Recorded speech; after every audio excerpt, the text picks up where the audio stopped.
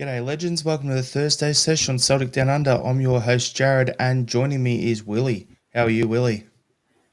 I'm going all right, Jared. I've had a pretty busy week. I was outside digging trenches today, so I've got a bit of the sun. I had the singlet on, so I've got a farmer's tan line, and I've got white down here, around there, and then red everywhere else. So it's been an adventurous day. 33 degrees at one point today. It was cooking for me. Who lets a Highlander out in the sun? That's all I've got to say. I know. Good on you, Willie. So, just thanks everyone for tuning in. Appreciate your support as always. Yeah, where do we start? There's only one obvious thing. Name the episode title "Proud" because after yesterday's game, that was pretty much my thoughts. I was devastated with the result, the way it ended, and we'll get into that. But at the same time, I was just so proud of our team. So, Willie, Celtic won, Bayern Munich won. Bayern Munich progressed 3-2 on aggregate. So, the starting lineup, there was a couple little questions going into the game for the starting lineup. And I think we got some pretty good answers out of it about the squad going out of it. So, Casper in goals, Alistair Johnson, Carter Vickers and Trusty at centre back, and Jeffrey Schlupp starting at left back. So Taylor out and on the bench. Then middle of the park, Engels, Hatade, McGregor. And up front, it was Dazen through the middle with Kun on the right and Jota on the left. So Ida back to the bench. So what was your thoughts when you saw that lineup going into the game? Yeah, I wasn't really too surprised. I did kind of think Maida would come. Me and Shane discussed it last week. If we were going to do anything different in the Alliance, what would we do? And I think we were kind of on the common consensus that it would be a front three of Maida, Kuhn, and Jota. So I wasn't really too shocked to see that because that last 20 minutes at Parkhead, we sort of had them rattled, and it was the key to that was Dyson's pace through the middle. So yeah, I wasn't really too surprised with the lineup. Yeah, me neither. And you're spot on there, Willie. Like for me, the last 20 minutes, half hour or so of the first game, we just turned the screw on them, and yeah, they lived dangerously then. So it was one of those where it showed when something works. If it ain't broke, don't fix it. And yeah, Brendan rolled with it. We had to go there. We were chasing. We had to score, so we got out there, and what did we do? So yeah, a bit of an interesting overall situation. But what's your thoughts on the first half, Willie? Yeah, the first half was it was a good half of football. We were well organised, we were well drilled, and we didn't let them in behind us too much. We sort of limited them to sort of half chances here and there, but there was a wee spell in that first half when we had a succession of chances. I think there was three or four chances on the bounce, and we probably should have done better there. And then you go in now at half time, you kind of sit there and think, nah, we should be one, maybe even two up here. Like you get four clear cut chances like that. Well, I will say we At had a least two. just At least two, Willie, yeah, maybe three. yeah. We had a discussion with Dave in the group chat. He says you don't take all your chances, but at that level, you need to take at least half of them. You know what I mean? Yeah, so we had four clear cut chances there for me, but like the half started, and you watch Bayern. They moved up the pitch. I think Nabry had a header. Johnson blocked off the line, and then Harry Kane had a shot that was what's his name? Olise lofted a ball in. It was just over Harry Kane. He couldn't quite get to it. And you're just sitting there thinking, "Oh no, here we go." I had fears going into this game that it was going to be a very very sore one, but it didn't turn out to be that way. And as the half kind of we settled into the half, McGregor won the ball back high at the pitch and broke at him. And I was screaming at him, "Square it, square it, square it!" But he decided to take the shot on, so I went high and wide. And from there on in, it became a sort of up and down game. You know what I mean? Schmeichel had a cracking save from, I think it was Kane, wasn't it? Kane made a bit of room for himself at the edge of the box and got a shot away. But then we had that wee 5 minute spell where we had that three or four chances. I mean, Jota skipped past Stanisic down the left hand side, swung the ball over to Kuhn. Kuhn fired a shot, got it past Neuer, but he couldn't get it past Guerrero, who was standing behind him, which is great covering from the German team. But Then another one was at Kuhn. He got the ball off. It's just out of reach for Maeda after that, and I think there's another chance for Maeda just after that as well. It's just like there's four chances that you have to take them at that level. That's the difference. You look at the Bayern in the first half of our game. Ulysses' chance was a half chance that he created for himself, and he took it. So if you're not going to take chances at that level, they do come back to haunt you. And sadly, that's just the story of the way that half was for us. Pretty much, Willie. I'm just going to say over the whole tie, the two games, all three of their goals come from creating something out of nothing. That's pretty much the thing. Look, the story of the tie for me, and we'll talk about this in general, but I think it was they took half chances, we didn't. And as you're saying there, Willie, there was three chances that I said we probably should have put in out of the four. And then looking on the other way, if that game went into half time and we were up 3-1, no one would be batting an eyelid. Like Harry Kane hit I think it was the crossbar. They had a few good chances as well. We had enough chances. It could have been a 3-1 or a 3-2 at half time, and there'd been no questions there. And if it was 3-2 at half time, guess what? We're tied on aggregate. So no matter what happens, at the half time in this second leg, it wasn't even, in my opinion, it should have been even overall in aggregate. It was just, we were playing, well, some of the best football we've seen, the one-touch football, the speed of our play, when to go and take guys on, when to hold it back and recycle it, when to play it back to draw in their winger so then you can counter, get a pass to the middle to Kelmack so he can split someone open, or a pass to Engels to split someone open, or even Rio did it a couple of times. Things like that. The midfield rotation was great. The way we filled in and we worked our way in boxes and triangles around them. Anyone would think, I'm just going to say something really stupid here, but all this talk for years has been Celtic going down to England. When is Celtic and Rangers, before they died, when is Celtic and Rangers going to go to England? When are they going to go to the EPL? I would much rather, having seen what we did to Leipzig, having seen what we did with Bayern, other than Dortmund smacking us, I would much rather, if we were going to move to another league, let's go play in Germany. Like, it's good quality football. The teams actually don't park the bus. They get out there and they actually play football the right way. And it's really enjoyable whenever we play against a German team, other than Dortmund, okay? But we've learnt from that. So for me, I'm looking at it going, we were right in that tie at half time. And yeah, it's just frustrating how things ended up. But that's your first half. So what I'll do is I'll get a look at I'll bring some comments up a bit later on. But yeah, it's I just thought overall it was an interesting one. But second half, Willie, I thought it was more of the same. When Harry Kane off at half time, Leroy Sané came on, which pushed Elise more central. And honestly, I think Schlupp, you can tell he's played with Elise, and they would have gone toe-to-toe in training at Crystal Palace, because you look at it and go, Schlupp wasn't overawed by him, and he's big enough to hold his ground and hold his position. And then when Sané came on and Elise went middle, you know what Sané wants. He doesn't want to go outside. He always wants to come inside. So I'm going to say something here. It's kind of like what you would see, like Kun does that a lot as well. He likes to get the ball and come inside. Doesn't go outside there. So I'm sure that we had plenty of repetitions. So our left-back position was the strongest in that game against those two tricky wingers that it's been the whole Champions League run, in my opinion. Yep. But yeah, they had a lot more of the ball in the second half. They made a few chances, but I wasn't actually worried. Like, they were taking shots. It got to the point where they're just peppering shots in and hoping for a ricochet or something. Like, I was not concerned that they were going to score. And that's weird to say that when that's a team who's, 8 points clear at the top of the German Bundesliga and are potential favourites, or one of the top 4 favourites to win the Champions League. And I didn't feel like they could score on us. It was quality second half. What was your thoughts on the second half, Willie? It was an edgy second half fight.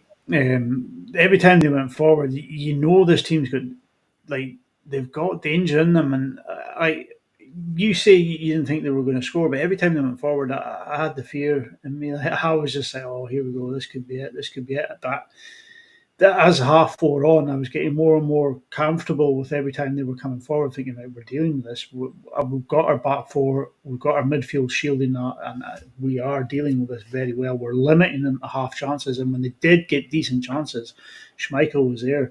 You know what I mean, making himself big, just like his old man used to do back in the day. Like it was great to watch. Like, but it just the way the second half panned out, that goal, you know what I mean? We made the changes. Ida came on. Maeda moved out to the wing, and all of a sudden he breaks into the middle of the pitch, gets the ball off, and Kim slides in, and he just makes a meal of what he was doing. He just loses track of the ball under his feet, and Kuhn's there to sort of polish it off. And from there on in, you're thinking, right, here we go. That's us 1-0 up, and they're not looking like they're going to score. So this could be the chance. I mean, I would have been happy to go extra time, but it wasn't to be. C'est la vie, you know. I mean, they had the guy had the diving header. They had a few more chances after that, like, but they didn't outplay us at any point. Wasn't any point when you think to yourself on the pitch, like, get him off. He's getting roasted here. You know what I mean? Everyone stood to a man. It was a mature performance from the team overall the whole night, and I was. It was accomplished. You know what I mean? People say that was an accomplished performance on the football pitch. For me, Celtic showed against a superpower in football that we're not out of place on the pitch against them when it's 11 versus 11. So for me, it was a great second half performance. You know what I mean? And when people, the viewers might not see this, but when I logged into this, I was just watching back the highlights, and I think one of the first thing Jared's here is me going, for fuck's sake, because I've just watched their goal going again, and it just hurts just so much. He's leant forward, he's grabbed his head, and I'm like, oh no, what's wrong? Like that. And then he goes, I'm watching the replay, and I'm like, I feel you. It It was hurts right here. painful. You know what I mean? I was at work, and I was at my desk. It was my smoko break, and I'm just sitting there. We scored just at the start of my smoko break, and then by the end of my smoko break, they equalised, and my head just went down. Like, fuck it. The apprentices are at, did they just score? And I'm like, oh, yeah. It's how long's left? This is about 10 seconds. He was got it for me and everything. Like, it was heartbreaking, like absolutely heartbreaking on the night. Like. Unfortunate for yesterday, whoever Willie's apprentices were, I'm sure they would have been dealing with Mopey Willie, and he would have been kicking them in the shins. So good fun.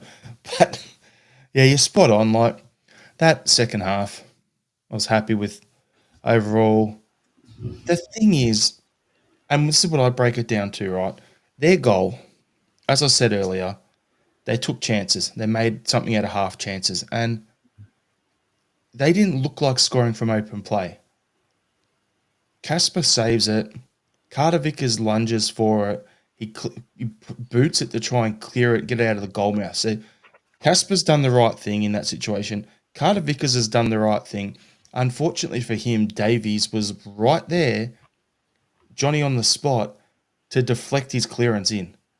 So Davies, when you look at him, both his feet were down. Like, he wasn't kicking it. He'd just stepped into that position and his foot was down and it's gone in. And then he's kept running after it. So he didn't even aim it. He didn't do anything. He just got himself in a position where it ricocheted in off him. And I can't be upset with what Carter Vickers did, what our defence did. Some people online were saying Johnson should have covered Davies' run.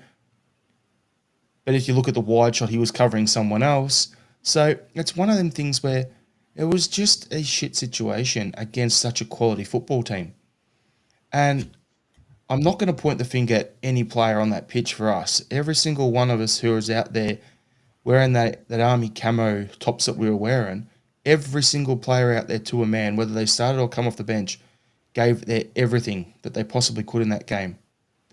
And as I said earlier, and I've named the episode, I was so severely disappointed. Like, I'm watching the game, it goes in, there's 42 seconds left. They give us 4 minutes of stoppage time. I'm like, how? Should have probably only be 2 or 3. That was my first thought, right?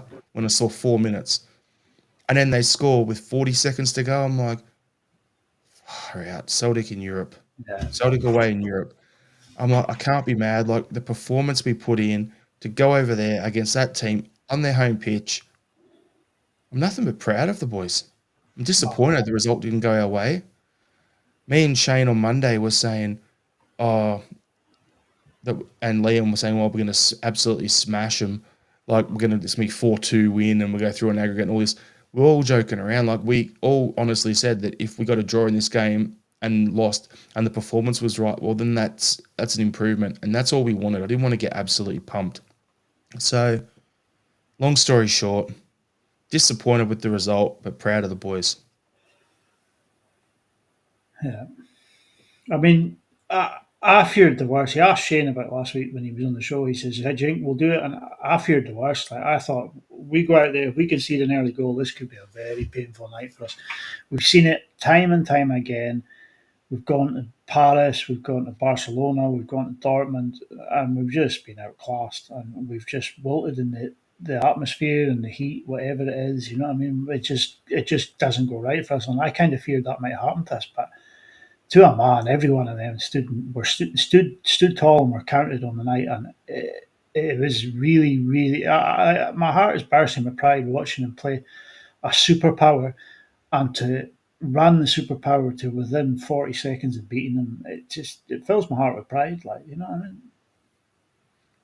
It, it's going to sound really weird, but say if Bayern go on to win the whole Champions League this year, and being honest, they've got a squad capable of doing so, right? If they go on to win this, and we look back and go, I'll look back and be like, well, we had a great run in Europe, and the team that knocked us out went on to win the comp, and they only managed to beat us with 40 seconds to go at home in a second leg. To me, it's not. I'm not going to be sugarcoating it and everything. Yes, we got knocked out, but this is a team that could do that. So that shows that the level that we've come to, and yeah, it's just great to see that Celtic is getting back to what we should be. And but what I'll do is I'll go through some comments, then we'll talk about the lead up to their equaliser because there's some comments in there I want to chuck in, and then we'll wrap up the game coverage by just talking about each of the players. So heavy vibes. So proud of the team. Andrew Galea, when they scored, I cried out like a widow at a funeral. It's a fair call. Heavy vibes are saying, would we have scored more if Rodgers got a striker? I don't know, to be honest with you. Because would that striker have been able to give us the same level of pressing and link-up play and everything that Maeda gave us on the night? Ida come on and did well for 30 minutes, but if he had to do that same level of running that he did in the first one, I don't know, to be honest with you. But I get what you mean, heavy vibes. If he got a striker, yeah, we needed to get someone definitely for next year.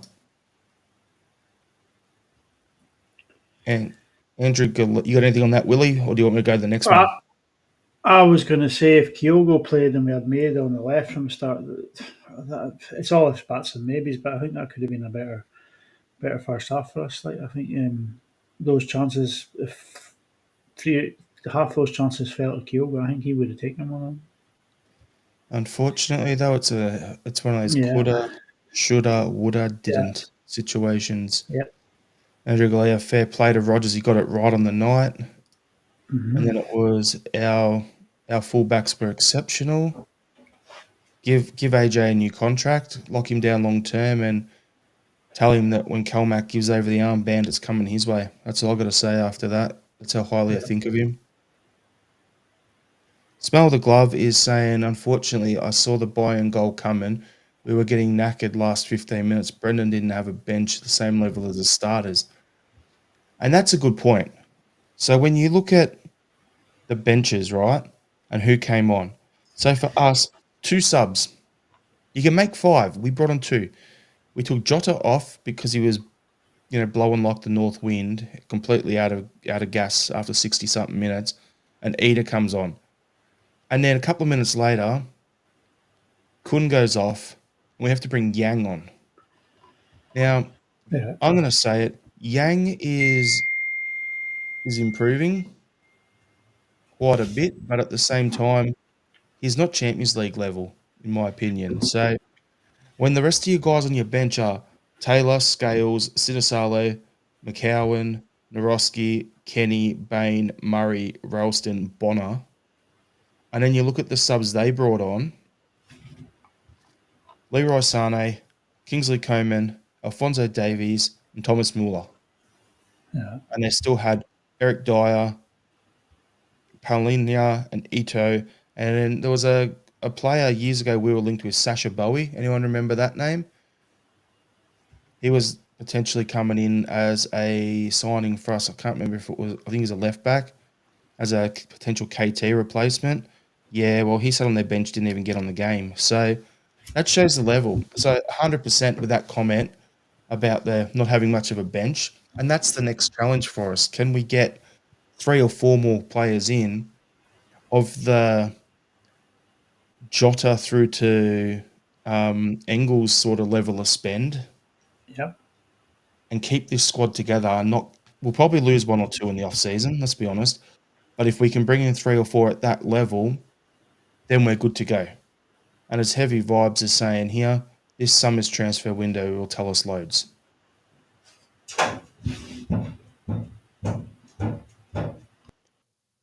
And then we've got Smell the Glove saying Lowell won't spend much until we are past the Champions League qualifier, giving us about 2 or 3 days to get players in.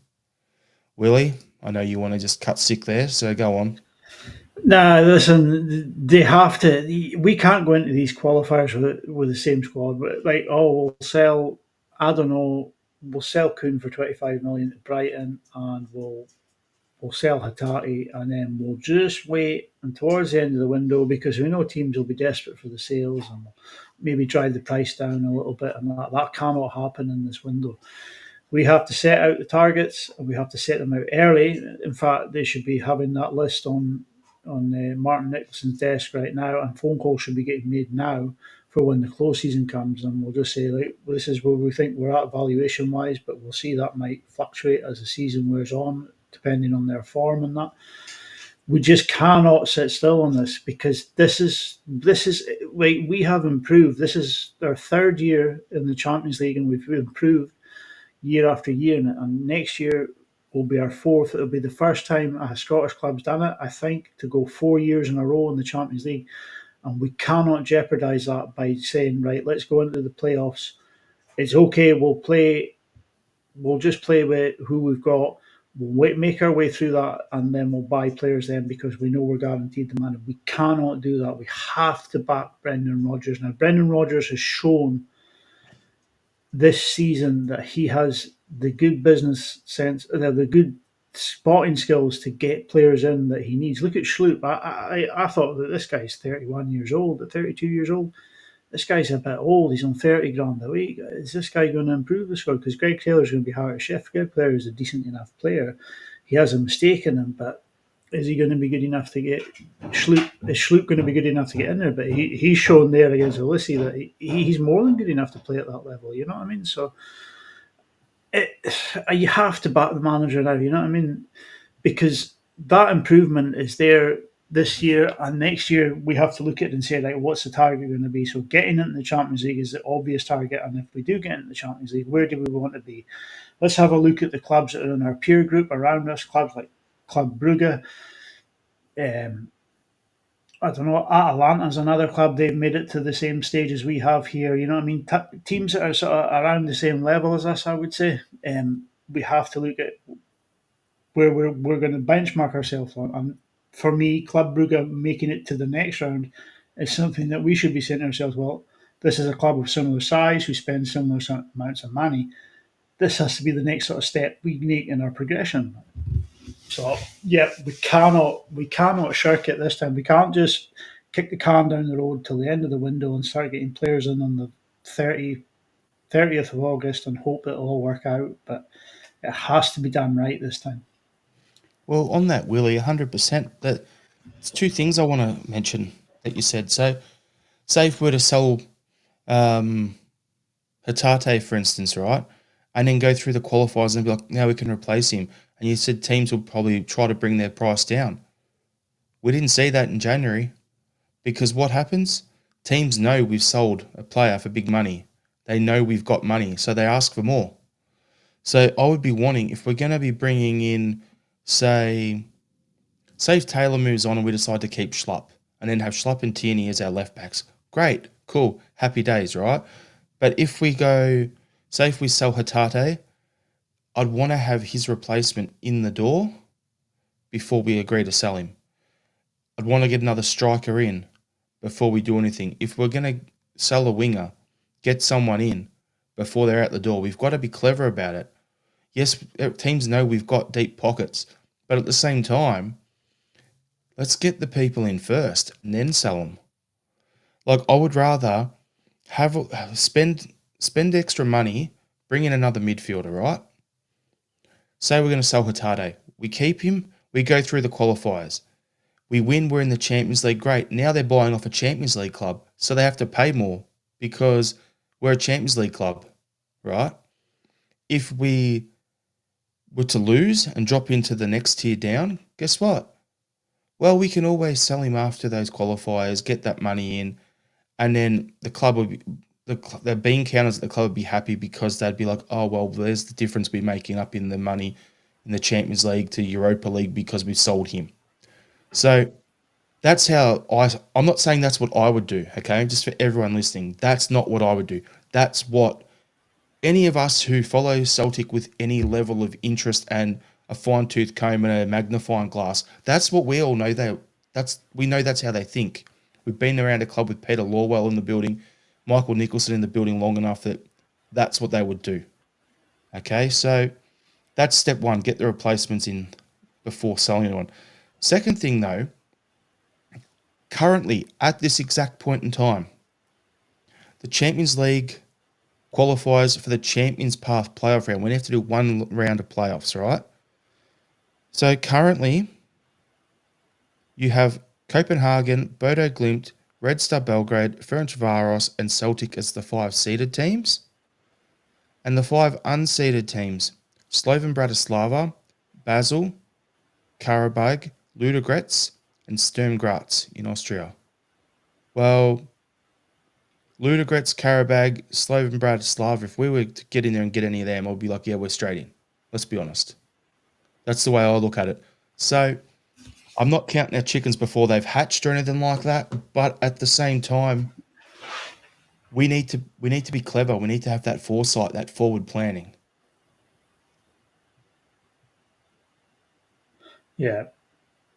But So, you're going, Willie. no, there's potential banana skins there. You know what I mean? We need to have that forward planning. And I think Smell of Glove says he wishes he had the same confidence I have in Law and Co. I don't have that confidence. I'm just setting like you did. I'm setting out exactly how I think it should happen, not how I think it will happen.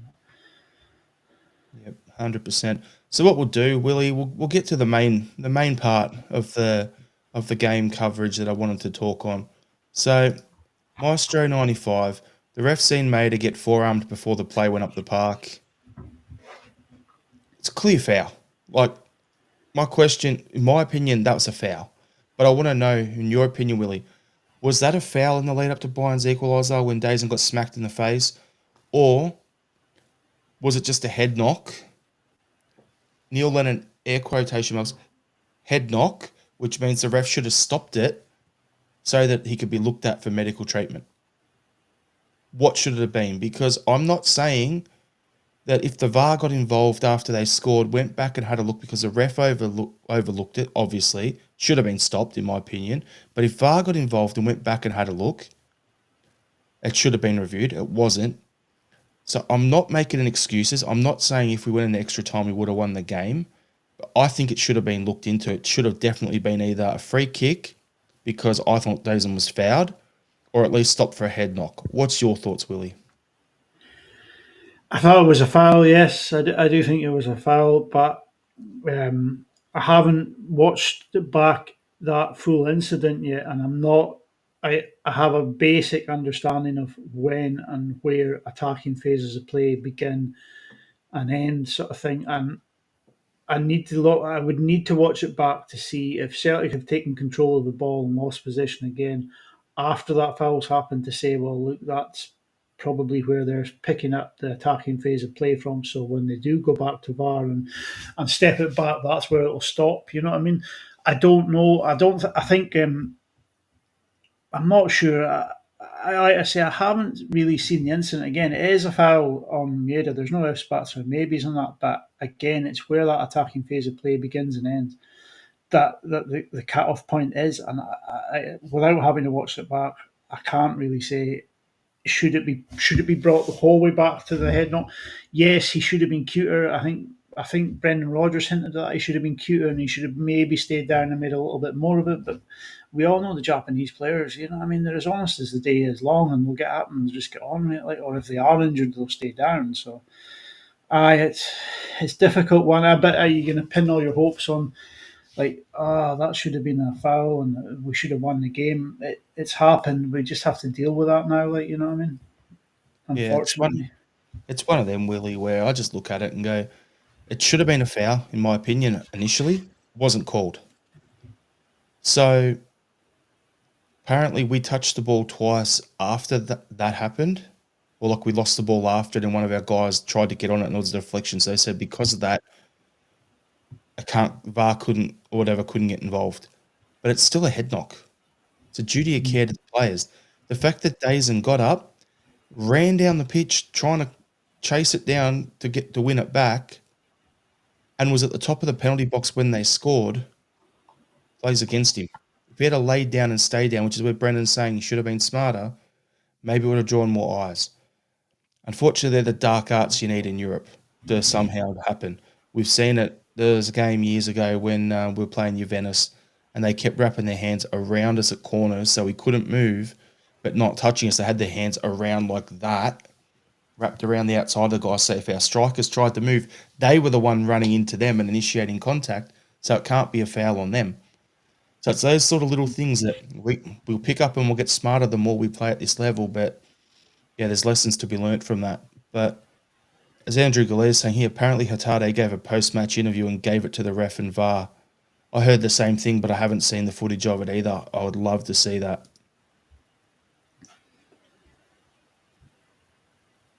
So we're just going through here, seeing what else we've got here. Empty Salts is saying, still think we were robbed with a foul on Maeda. Guys, another. Let's keep scrolling through. What do we got here? Peter Cares saying, imagine if Bernardo was on the bench ready to replace an exhausted Hatade. Yeah, there's that. But at the same time, for the last 5 minutes of the game, could Luke not have done the job? He's fresh legs. I know he's not at the same level as Bernardo or at Hatade, but especially in Europe. But every time he's been on the pitch for us, he's done well. I would have been happy if he subbed on. I wouldn't have batted an eyelid. Yeah. So anyway, I'm just scrolling through, looking at your comments here. Yeah. There we go. McLaughlin's got it here. Too much honour in the Japanese boys to roll around play acting. Yeah. So, Sorry, John. I'm just going to say it's not just the Japanese boys. It's us as a team. We're not that type of team. Contrary to what the hands will tell you on their podcast, they're diving, they're cheating, they're this, they're that, they're next. We're a pretty honest team. We would rather get out and get on with the game and keep the ball moving than roll around the deck and try and play for a few minutes here and there. That's who we are. You know what I mean? Like, Alan's installed that mentality into us, and Brendan's got to carry it on. We'd rather be out and facing the opponent eye to eye than rolling around on the deck pretending to be injured. It goes beyond that, Willie. I'm just going to jump in here because guess what? Our guys wouldn't want to do that in training because they got the brickies standing over him, abusing him, yelling at him, and laughing at him like he did to Neymar. So it goes back further than Ange. Quite a comment here from Empty Salt saying, we should have put Taylor in the six as he has played midfield in the youth ranks. He pretty much plays there anyway in the six role most weeks when he inverts anyway. So could have worked, but we we made comments after the Villa game. Yeah, about putting random guys on out of the blue and that, and I got no problem with Taylor coming in, but in the 6 role, I'm like, could work. But then who do you push forward? Do you play Calmac in the 10 and play Engels in the 8, and then you play Taylor in the 6? Is that what you're doing? I don't know. That's why I'm not on the big bucks like Brendan is. All right, so Willie, do you want to do player focus, go through the whole squad, or do you just want to? Let's just do that. So Yeah. we'll alternate. So Casper Schmeichel, you go with him, then I'll do the next one. We'll just alternate. Yeah, Casper Schmeichel. I mean, another strong performance from him. Some key saves. Bayern were trying to push the button on us. That they weren't getting through him. You know what I mean? He can be really even at the very last. He gets down, he gets across his goal to catch that ball and flick it out and hope that CCV will sort of clear it away. That's just unlucky. So it's a great performance from Kasper Schmeichel. Like. Yep. Alistair Johnson, immense, up and down the pitch, good defensively, and a future club captain, class player, played well. Yeah. Give you Carter Vickers. CCV, yeah, another colossal performance from him. You know what I mean? Him and Trusty just forming this partnership there. It's just it really is solid, and as for CCV, just absolutely solid as a rock. Just so unlucky with the clearance there at the end. Just couldn't get his foot all the way around it to get it away. But I fuck Donald Trump. Vote for CCV in 2028, mate. He's the leader you need in America. And his assistant, vice president, Austin Trusty, the other American at the back. I thought that was his best game in the Celtic uniform. He's gone through patches this season where, he's good with the ball on the ground, but his ball in the air is rattling him and vice versa. And this game, positioning was immense. Got his head in there. He put his head in spots he shouldn't have and just won some balls there. Crosses coming in. Him and Carter Vickers were just like, your turn, my turn, your turn, my turn, just header in the ball, clearing it out. So, as far as I'm concerned, best appearance in a Celtic jersey so far. And Jeffrey Schlupp. Yeah, Jeffrey Schlupp, what can I say? I was really impressed with the Ghana international. He had the unenviable task of marking Elisi, and he did it well. I mean, Elisi was relegated to half chances here and there. He got a couple of good crosses in, but Schlupp was there on like a shadow on him the whole game. Like, so it was a great performance for me. So I'll go the skipper, Callum McGregor. There's not enough words in the English dictionary for me to sum up just how great, immense, and how much Callum McGregor means to our team. And for him to put in the performance that he did after having played so many games at that level shows that he is definitely a Champions League level player. And I don't care what anyone else says ever. He could score 3 straight own goals in the next 3 Glasgow derbies, right? And I will still have his back forever. Like Callum McGregor is just an immense leader, and I was a great captain's knockout there, class player. Yeah. Arne Engels.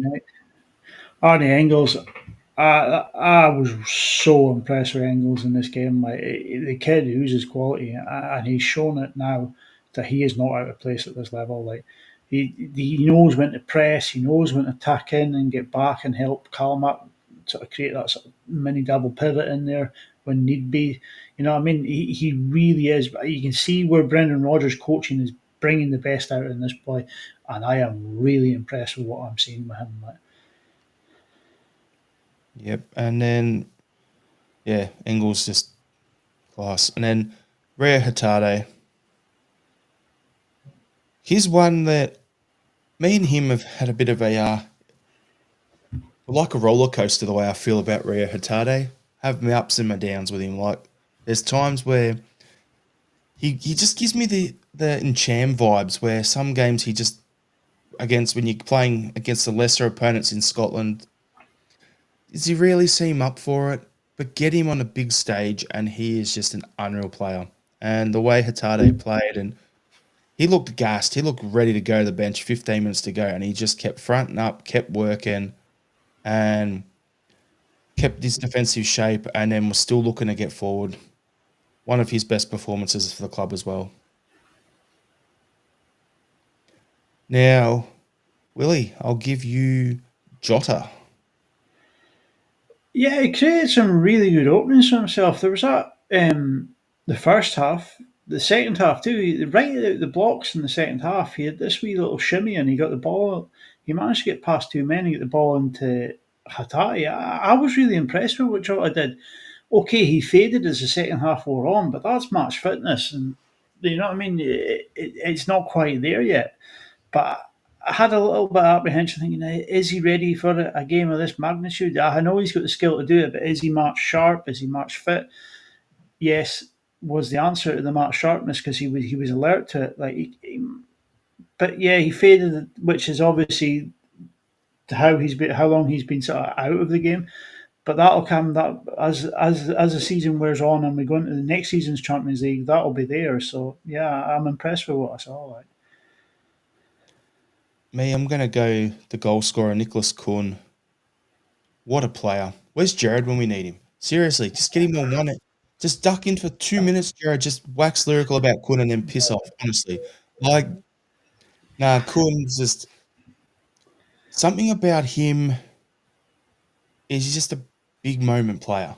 And his goal against Leipzig, his goal here against Munich, against Bayern Munich, is just a class player. He looked quiet in for like there was like a 10, 15 minute period where he didn't see much of the ball because it was coming forward and Jota was just was basically doing what Dazen does to Tavernier in the derby and just turns him around inside out and puts him in his back pocket. So Jota was just having fun down the left. So Kuhn didn't really get much of the ball. But when you watch the game, particularly on TV, the way we were, he's just positioning. Like the press is coming and we're pressing in threes and fours, and Kuhn was a major factor in that because when Dazen went, then Kuhn was sliding across to him. So he was doing a lot of the positioning and the off the ball work and the defensive shape work that goes unnoticed. So I'm just glad for him. He was going to put in all that hard work that he got his moment in the sun and got the opportunity and put the ball away. Could have had a goal in the first half. It got cleared off the line. So to put that away in the second half, amazing. And as Andrew's saying, Maida press makes the Kun goal 100%.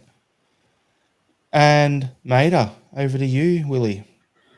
Absolutely relentless from that man. Another Baz bomb performance where he just runs at 100 mile an hour for the full 90 minutes. If this guy doesn't win the Ballon d'Or this year, it's an absolute fix. Like he is an energy. Honestly, I don't think I've ever seen a player with such an engine on them. I reckon he could win Daytona 500 in Fred Flintstone's car. He's up fit. Like Yep.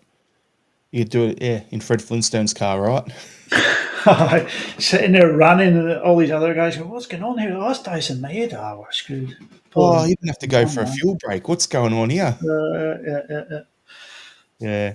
So I'll just do the subs. I'll go Adam Maida. He came on, changed the shape, gave us that focal point up front, and with Dazen going back out left, gave him a bit of a different attacking angle, which then in turn set it up so that instead of him going straight at the centre backs, he was able to come in, drift off a man, win that ball with the pressing and then set up the goal for Kun. So yeah, Ida coming in had more of a impact in terms of changing our shape than actual impact on him with the headers or him scoring the goals. But yeah, good shift from the big man there.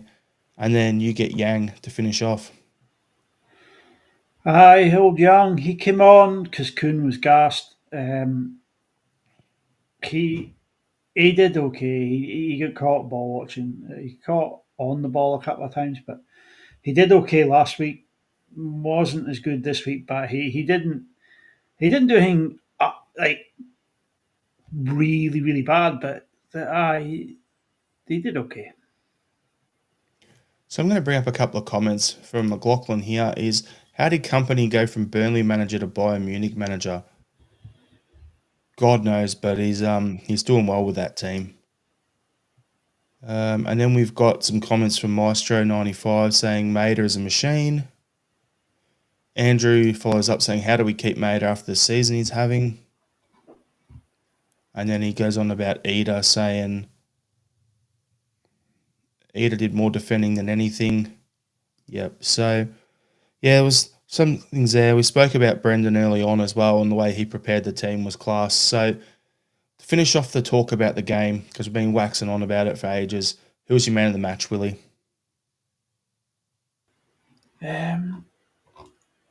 I thought Engels was really good, but for me, I thought Alistair Johnson was just a rock. I thought Nabry just didn't get a look in with him the whole game. I thought it was one of his best performances for Celtic. So for me, it was Alistair Johnson. I think it's unfair to say one person's the man of the match. Like, you could pick Yeah, 6 or 7 of them, honestly. Like, you yeah. could say either of the fullbacks, our midfield 3 were all there, our centre back pairing. I'm just lumping things together in groups. Our centre back pairing, solid. Casper's saves, I think he made, was 8 or 9 saves, so he's the man of the match for me. But then if you look at the other end, you've got Maida's effort.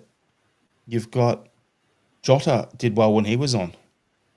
Kun got the goal for us. So there's just a whole bunch. It could be anyone.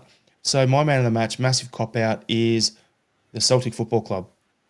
It's definitely Schmeichel for me. Was our man of the match. Yeah. All right, Willie. So that's our European adventure over for another season. All things considered, this is my little editorial thing. So all things considered, I think we've proven that we belong at that Champions League level and that we're definitely a Champions League club. We've got our pride back in Europe. We've shown that, at Parkhead, it's Fortress Parkhead again.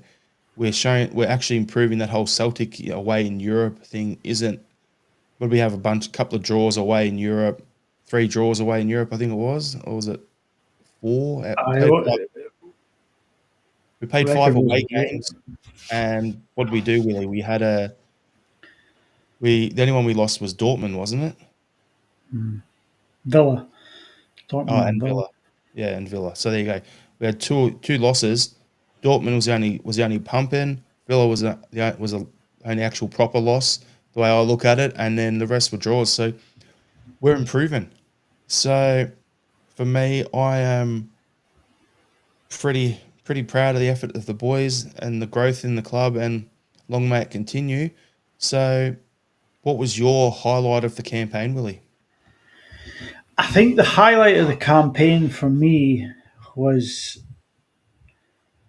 I go through it all now in my head. Do I you want some? think the 5-1 Slovan Bratislava game, it was just a joy to watch. It was a really good. The stadium was rocking from first to the last. We got 5 goals. It was just really announcing yourself on this new platform that is the Champions League in the league format. So I was buzzing after that game. So, and then there was the really good performance against Dortmund, not Dortmund, but Bayern Munich was great too. So, for me, the 5-1 against Slovan Bratislava, I really enjoyed that. For me, the highlight was Celtic 3, RB Leipzig 1 at Paradise. That was the game for me. Like, the game you're saying Slovan Bratislava was to get in there. You said that was where we announced ourselves. That was the one where we've just said, this is what we're capable of. This is what we can do. And to do that, we then, off the back of that result, because we haven't hit that same height since then, it has pretty much seemed like, oh, do we have it in the squad? But for me, that is the key thing from this run in Europe. Oh, that's a game that I've watched 4 times. I'll be honest with you. I watched it live. I've watched it 3 other times because I enjoyed it that much. Like, it's ridiculous how things can happen, but that was my favorite moment and my favorite game of the run. Yeah. It was a really accomplished performance as well. Like, you know what I mean? But for me, with the Slovan Bratislava game, we went from two draws under Ange in the Champions League to a win and a draw, and it was just getting a win against Feyenoord at home in the next campaign to going out and absolutely hammering a team, and that's why it sort of sits out there. But I Yeah. do see what you're saying about the Leipzig game. Bundesliga side, you go out and you beat them, and you beat them convincingly. Yeah, it was. There's so many really good high points in the whole thing. Like, you know what I mean? And one big disappointment, and that's about it. Like. Yeah, I'm just going through some of the comments here. So what do we got here? McLaughlin saying dismantling Leipzig was my favourite moment. Smell the Glove saying the same. Highlight was Leipzig. Then McLaughlin saying apart from the Dortmund, the CCV own goal was the lowest moment for me. And then Andrew saying as good a Champions League campaign as we could have wished for. Maestro 95 saying we progressed, we got a taste and we want more. Absolutely. Brian McGarry is saying the team have stepped up. Back to the board now. And yeah, it's and then Andrew Galea saying the Bayern tie is the one that showed our level. 100%. So what we'll do, Willie, is we have one other topic to quickly go through before we preview the game on the weekend. So I don't know if you all saw it. There was some mention of it in the comments earlier, but apparently the San Francisco 49ers owners are looking at buying Sevco. Now, the thing I found amusing about that story, and I don't know if it stuck through on everyone else, but it happened on the same day that Rangers converted another, what was it, £18 million worth of debt into shares. So it's a nice little story there to, you know, distract people from that. So, yeah, good fun. But let's pretend for a second, Willie, that the 49ers owners are actually going to buy Sevco, going to buy Rangers. Okay, first of all, my wife has said she doesn't know if she could go for the 49ers anymore. So, absolute legend. That's why I married her. She knows what the right situation. But other than that, let's pretend this actually happened. What does this mean for Sevco and for Scottish football in general? What do you reckon, Willie? I think this is Keith Jackson. Keith Jackson is an absolute cheerleader for Rangers. The only thing the 49ers would bring that Keith Jackson would enjoy was getting a pair of pom poms out and jumping up and down on the pitch at Ibrox. I don't know too much about American football. I'm going to be honest with you. It's not a sport. It's too slow paced. I can't be bothered with it. To be honest with you, there's too much stoppages. There's too much. Everyone's off the pitch. What's going on here? And it's a sport I've never really gotten into. So I don't really know too much about the San Francisco 49ers. But what I do know is that in a couple of weeks' time, season ticket renewals will be out. So rather than sitting there having all this negativity, which is there's a big black cloud hanging over Ibrox right now. They need a little bit of sunlight shining through there to give their supporters a bit of positivity and a bit of cheer. Right at the same time, the season ticket renewals are needed. And who better to step forward and put an article out that's going to try and push a little bit of positivity their way than Mr. Keith Jackson himself. Yeah, so I'm going to bring up some comments here. Smell the Glove is saying, I'm burning my Joe Montana shirt if this happens. But Maestro 95 saying, is there anything concrete to this or is it just another headline without foundation? I'd see what you did there. Anything concrete and foundation. Well done. Well played. You get the little golf clap or whatever you call it. But anyway, MT Seltzer saying there's no way the 49ers group would buy Rangers. They are running a business without debt. They will buy into the England just for the money side of the game. They already are in England, right? So what they've done, so the 49ers, they have their football side, then they have 49ers Enterprises who own the majority shares in Leeds. Okay, so it's a perfect match if you're going to look at supporter bases, right? But the thing I look at with it is if they come in and they were to do this, it's not really going to make much of a difference. And you know how I said for them and for Scottish football in general, really, you've hit the nail on the head where you said that they've got ticket renewals. The thing that their fans seem to be forgetting is that I can't remember the exact term, the new version. So financial fair play. Their fans are actually forgetting that financial fair play rules mean something for European competitions, and they won't be able to spend up big to close the gap to us and still play in Europe.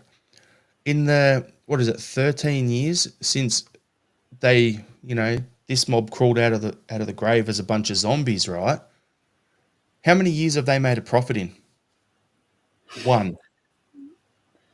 1 year. That was the pandemic year when they won the comp. And guess how they made a profit? They made $200,000 profit. That's it. The rest of the time, they're burning 5 million, 10 million, 20 million. Last year, they had a massive debt. This year, it's going to be worse because they had to do the works in their stadium. They had to go and rent Hampden and all sorts of stuff. So it's going to be even worse for them. So they're forgetting it's football, financial sustainability and profitability. So FSP or FP, or whatever it is. What they need to do is the rules are you can only spend 80% of the money you bring in on wages and transfers. Okay? That's what it is this year. In a year or 2 years' time, I can't remember exactly when, that drops back to 70%. They're currently running at about 85, 90% from what I remember reading somewhere. We're running like 50%, 50, 55%. We're nowhere near as bad as they are. We turn in more money. We have more sponsorships, a bigger stadium. We've got Champions League cash. We sell players who actually go for proper money. So when you put all that together, we can afford to spend. They can't. And just for shits and giggles, income for player sales this season in the Scottish Premiership, Celtic, 12.8 million euro. Aberdeen, 6.5 million euro. Third highest money spinner, Celtic Reserves, the B team, 3.1 million euro. Rangers, fourth, 2.9 million euro. And then Hearts in fifth, 2.3 million euro. So if they think that these guys are going to come in, give them a cash investment, fix their stadium, spend copious amounts of money to close the gap to us, good luck. I could just see it now, man. You know what I mean? An American sat there at the press conference at Ibrox. Hey, we're the San Francisco 49ers, and we'd like to introduce you to our new sports partners, the Rangers 2012ers. Oh, for fuck's sake, shut him up, someone. Smell the glove, the Huns and Leeds, two horrible fan bases. Yep. I always thought Leeds were tied in with the Red Bull group somehow. Like, Yeah, the majority owners are 49ers. But they used to be through, what was his name? The guy who went on, Ralph Ragnick. He was linked with them and all that sort of stuff. He had things. But anyway, the guys looking to buy in, the 49ers owners, right? Their family, 5.8 million, a billion in the bank. And as McLaughlin's saying, they're devout Catholics called the York family, and yeah, they don't really like bullshit. So could be interesting. Anyway, we'll see how it all plays out. So let's sit that there, and if it actually does happen, I'll still laugh at them because they're in our shadow forever. But we'll get there. So on Saturday, Celtic are playing Hibs at Easter Road. How are you feeling heading into the match, Willie? And what are your general thoughts about the game? this is going to be a tough game. Hibs are unbeaten in 11 now, I think, if my listening today was correct. I caught something about the runs. I think it's 11 games now. But they started the season really poorly, but they've grown as the season's gone on, and they're really starting to pick up the good results. There's some draws in there, right enough, but they're getting wins. They're motoring up the table. Like they could be pushing certainly will be pushing for a top six, maybe even European places. They're in The fifth at the season moment, comes to Willie. an end. Where are they? Fifth.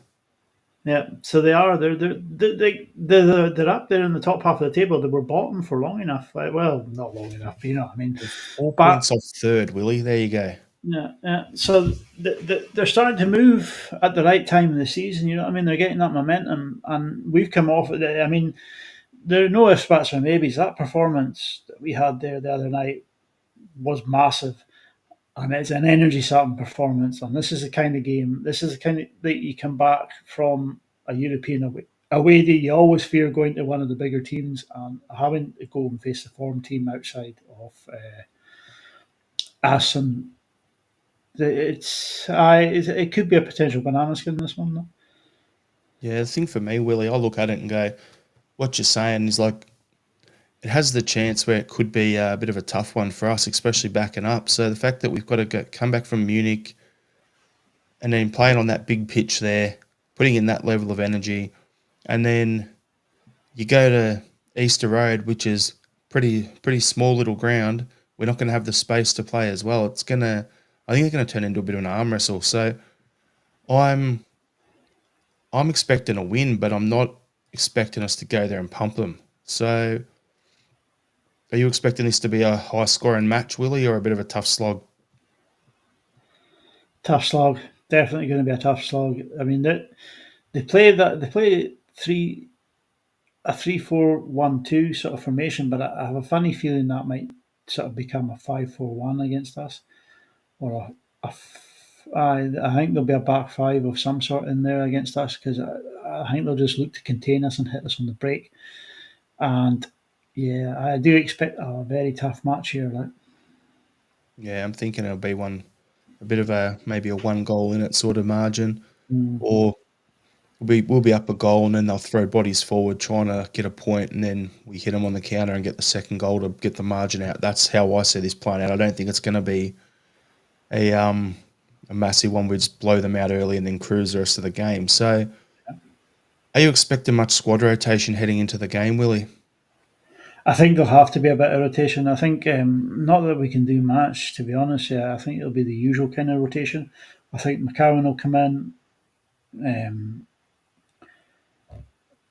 You might see Yang start ahead of Jota. It depends on Jota's fitness levels, but it might be a case that Ida goes through the centre, Maeda out on the left, and Kuhn out on the right, and then just if we can get an early lead or an early couple of goals, then start doing a bit more rotation. But you might see Greg Taylor come back in for Sloop. I don't know what sort of fitness level Sloop's at, so it might be a case of just a couple of changes. I don't think it'll be wholesale changes. I don't think we have the depth of the squad to make the whole sort of 9 or 10 changes to the squad, but I think there'll be a couple of changes in there just to freshen certain areas of the pitch up.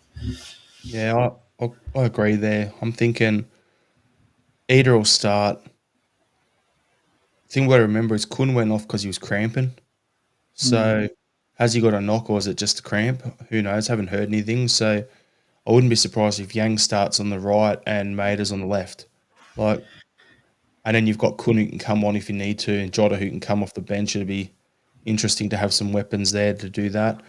And then middle of the park, I think Hatade will have the game off, and you'll have Luke will be starting, and then down the back, probably Taylor in for Schlupp, and the Scales come in and rotate out one of the centre backs, maybe as well.